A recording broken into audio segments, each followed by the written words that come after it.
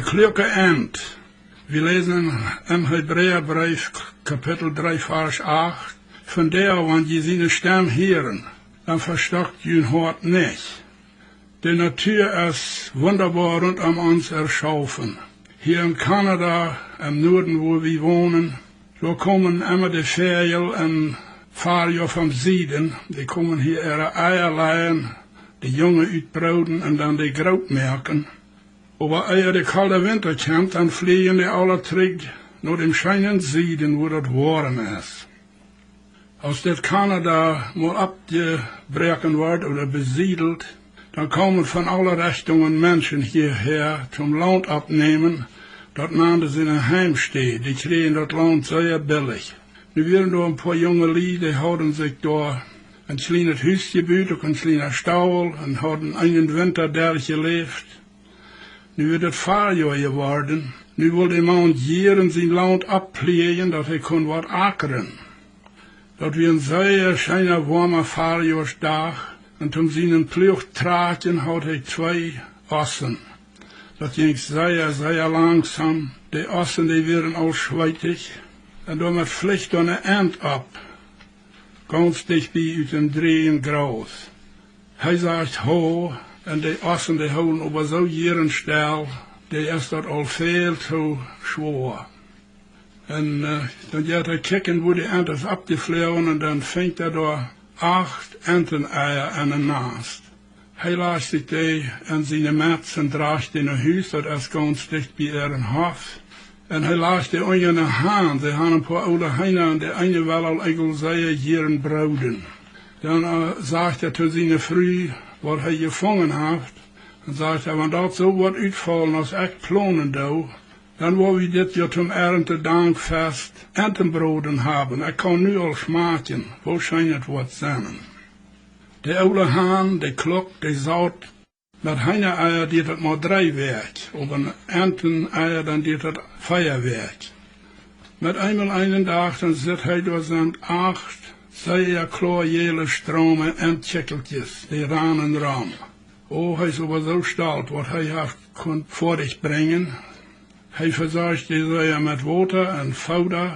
En hij en zijn vrouw zijn bij het zeer vroeg tot deze 8 chikkel.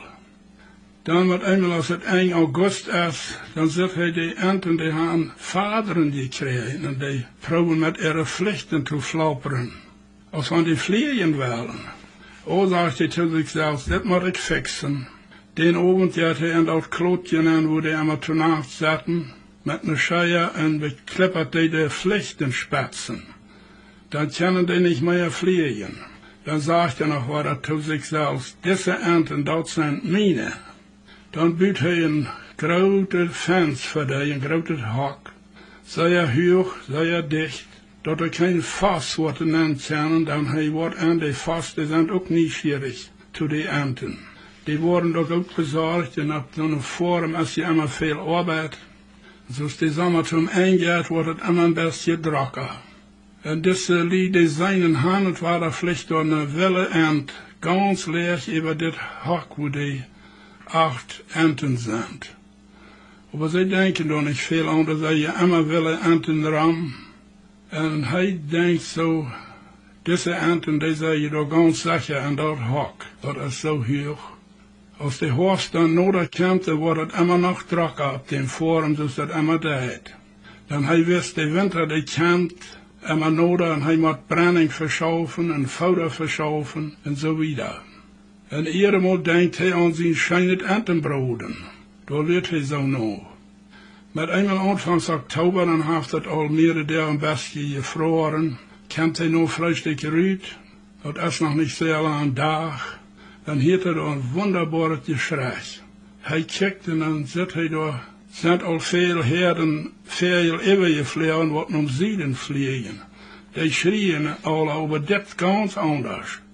Hier is een Ent die vliegt over zijn hok, zeer leeg en schreeuwt buitengewoonlijk dringend. Die merkt een groter krans en vliegt nog eenmaal ram. Komt er waar leeg over en schreeuwt waar kraak zo. En als die waag is, dan zit hij met eenmaal zijn enten, die flopperen alle met ihre vlichten en hebben zich los. Hij raadt nog aan, maar hij is te laat. Die sind alle wach, sind Entenbroden als über alle Boy. Diese Enten, die haben den Raub gehört von ihrer Mutter. Die haben an gesagt, dass es Zeit. Je haben hier keine bliebende Städt. Und sie horchten nur die Stimme und raden sich. Sie flogen wach. Wie Menschen, uns hat Gott einen Verstand gegeben. Er hat uns auch sein Wort gegeben, dass wir können lesen. Und soll wie weniger sein aus dieser Ferien. Und die muss sich das so. Wir hier in den Raub, wo Gott uns rauben hat, dass wir hier auch keine bliebende Städte haben. Wir hier in den Raub immer, wenn wir in der Kirche sind und nur unsere Prediger horchen, wenn wir die Bibel lesen, dann hier wir seine Stimme. Oder auch von so einem Radioprogramm, als Bruder Mortis haft, wo wir auch zugeraubt, dass wir hier was machen.